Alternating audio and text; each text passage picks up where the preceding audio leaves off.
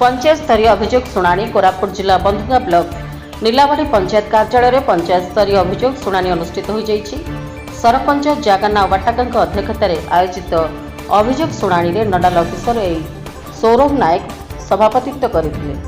एथिरे सीडीपीओ गीतांजलि महाराणा, मंगल संप्रसारण अधिकारी चंदन कुमार स्वाई, सीआरसीसी के प्रताप कुमार, कृषि विभाग सुशांत बिड़िका, एमआई अरविंद महाराणा, प्राणी विभाग सुशांगिनी आरसड़ा, स्वास्थ्य विभाग एएनएम, अंगनवाड़ी कर्मी और समस्त वार्ड मेंबर उपस्थित थे। किंतु उद्यान, कृषि और मृत्तिका संरक्षण, जंगल विभाग, ब्लॉक सामाजिक सुरक्षा अधिकारी, राजस्व विभाग अधिकारी किंबा कर्मकर्ता देखा मिल नथिला। उपस्थित थिबा समस्त सरकारी अधिकारी निजस्व विभाग योजना कार्यक्रम संपर्क में लोक सचेतन करथिले।